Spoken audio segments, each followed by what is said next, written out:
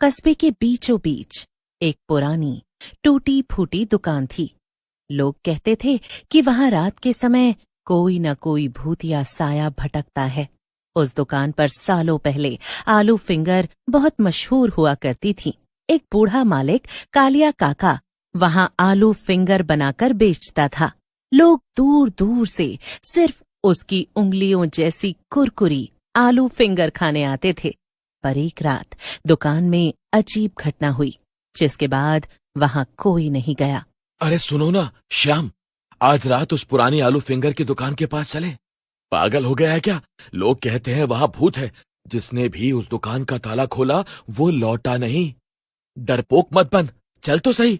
शहर में किस्से ही किस्से हैं, सच्चाई का क्या पता। मैं भी चलूंगा। रात के 12:30 अगर हिम्मत है तो आ जाना। तीनों दोस्त हंसते हुए प्लान बना लेते हैं। रात को 12:30 तीनों दुकान के सामने पहुंचते हैं। दुकान दिखने में बहुत छोटी, जैसे झोपड़ी। चारों ओर सन्नाटा था। पेड़ की डालियों से अजीब आवाजें आ रही थीं। सड़क पर सनसनी थी और धुएं की डरावनी आवाज आ रही थी। धुएं की तड़क भड़क, आग जल रही है मेरी। देखो, ताला तो जंग लगा है। लगता है सालों से किसी ने खोला ही नहीं। हथौड़ा लाया हूं, तोड़ दें क्या? मुझे अच्छा नहीं लग रहा, कोई गड़बड़ है। वापस चलें क्या? पर राजू नहीं मानता। वो ताला तोड़ देता है। ताले के टूटते ही एक सर्द हवा का झोंका आता है और आसपास का माहौल और डरावना हो जाता है। तभी अचानक एक भूतिया हाथ सोनू के कंधों पर आता है। पर जैसे ही सोनू देखने के लिए पीछे मुड़ता है, हाथ हट जाता है। कौन है यहाँ? क्या हुआ भैया? कुछ नहीं, ऐसा लगा कोई रोक रहा है। चलो यार, अब ड्रामे बंद करो तुम लोग। तीनों चौखट पर कदम रखने ही वाले होते हैं कि तभी अरे ये अचानक हवा कैसे चल पड़ी? अभी तो सब शांत था। अब ताला खुल गया है, चलो अंदर। तीनों दुकान के अंदर दाखिल होते हैं और एक पुराना तवा और कढ़ाई अब भी पड़ी थी वहां। देखो तो, ये तो वही पुराना तवा और कढ़ाई है जिस पर कालिया काका आलू फिंगर बनाता था।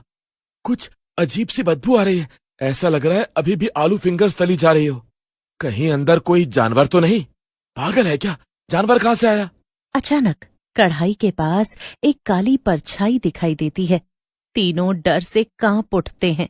तभी एक बड़ा भूत दूर से चमकता है और फिर गायब हो जाता है। तीनों इधर उधर देखने लगते हैं। वो तीनों थोड़ा आगे बढ़ते हैं। दुकान के अंदर कढ़ाई में फिंगर्स अपने आप तलने लगती हैं।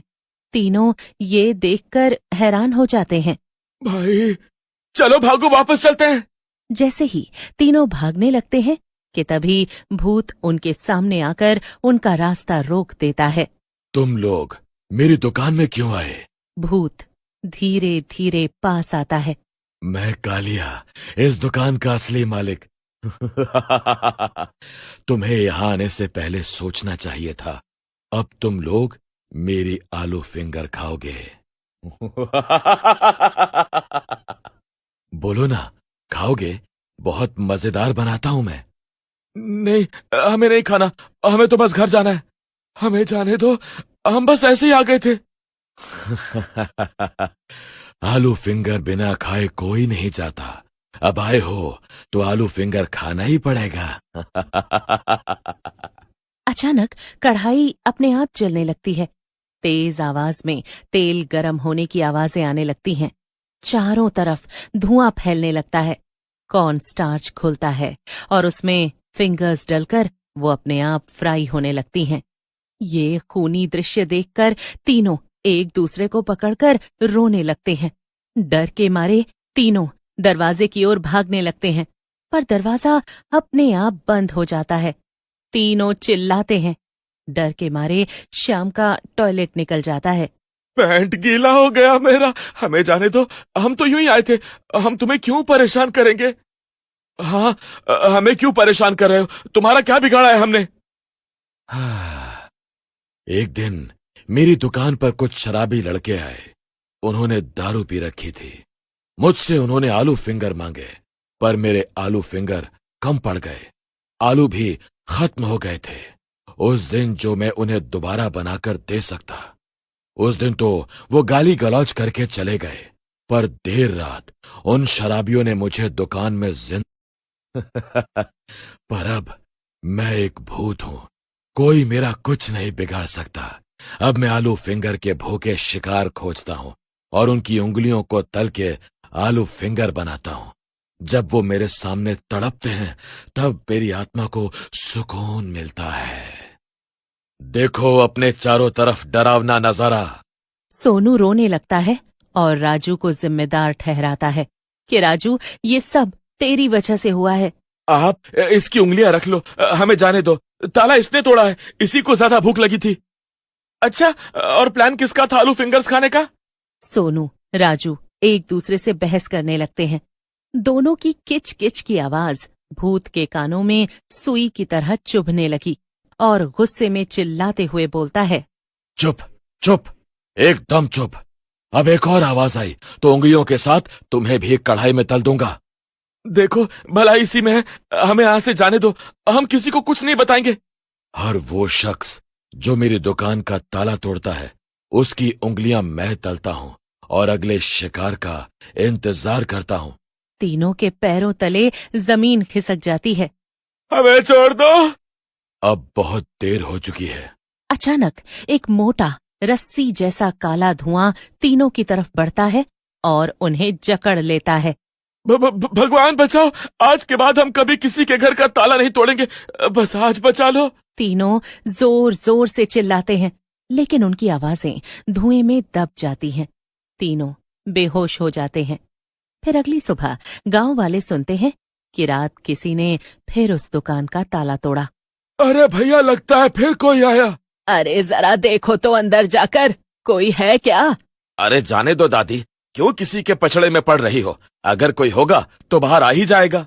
चुप कर मुनीम, क्यों किसी की जान जाए फालतू में? देखता हूँ जाकर। काका हाथ में छड़ी लेकर धीरे धीरे दुकान के अंदर जाते हैं। दुकान के अंदर सब कुछ इधर उधर फैला हुआ था। काका दुकान से बाहर आते हैं। अरे दादी, अंदर तो कोई नहीं है। क्या? तो ताला किसने तोड़ा? वो लोग एक दूसरे को देखते हैं। तभी मुनीम जी इधर उधर देखते हैं। उनकी नजर झोपड़ी के पीछे पड़ी चप्पल पर पड़ती है। अब वो लोग दुकान के पीछे जाने लगते हैं। वहां उन्हें तीनों दोस्त पड़े मिलते हैं। कुछ अच्छे कर्म किए होंगे इन्होंने, तभी अभी तक जिंदा हैं। राजू की धीरे से आंख खुलती है। वो सामने काका को देखता है। वो तीनों कमजोरी से उठ नहीं पाते। मुनीम और काका तीनों को सहारा देकर उठाते हैं। जी हम पास में ही रहते हैं, रात को आए थे। तुम लोगों का दिमाग खराब है क्या? यहाँ क्या कर रहे हो? पहले तो नहीं देखा कभी। क्या हुआ था रात को? क्या याद है तुम्हें? बताओ जल्दी, बोलते क्यों नहीं? आपको इतनी जल्दी क्यों है? क्या कोई बात है? नहीं तो बात क्या? मैं तो इसलिए पूछ रही थी कि कल को कोई और आए तो हम उसे आगाह तो कर सके, बस। तीनों लड़के दादी के साथ उनके घर चले जाते हैं। जैसे ही तीनों झोपड़ी में घुसते हैं, तीनों को कल की रात याद आ जाती है। जैसे ही वो तीनों अपनी नजरें घुमाते हैं, उन्हें उस बुढ़िया का घर बहुत अजीब लगने लगता है। दादी का घर पुराने घर जैसा था। तभी तीनों ने देखा कि पीछे दीवार पर कई तस्वीरें थीं। हर तस्वीर में कोई न कोई लड़का या लड़की थे और नाम के नीचे लिखा था, स्पेशल आलू फिंगर कस्टमर। हाँ, ये उन लोगों की तस्वीरें हैं जिन्होंने दुकान का ताला तोड़ा और अंदर गए, पर कभी वापस नहीं आए। ये सुनकर तीनों डर जाते हैं। अच्छा, ये बताओ वहां कल हुआ क्या था? श्याम दादी को पूरी कहानी बताता है। हाँ, आज रात को हम सब चलते हैं और फिर पता लगाएंगे। दादी 3 साल पहले की याद में चली जाती है और आप बीती बताने लगती है। बूढ़ी दादी रो रो कर तीनों को अपने बेटे की मौत का किस्सा सुनाती है। मेरे संदूक में एक ताबीज पड़ा हुआ है, वो उस दुकान को हमेशा के लिए भस्म कर देगा। तीनों दोस्त दादी के संदूक से ताबीज निकालकर उस दुकान के गेट पर बांध देते हैं, जिस वजह से भूत की शक्तियां उस गेट के बाहर काम नहीं करती और वो लोग दुकान में एक बार फिर से आग लगा देते हैं, पर इस बार ये आग एक नेक काम के लिए थी।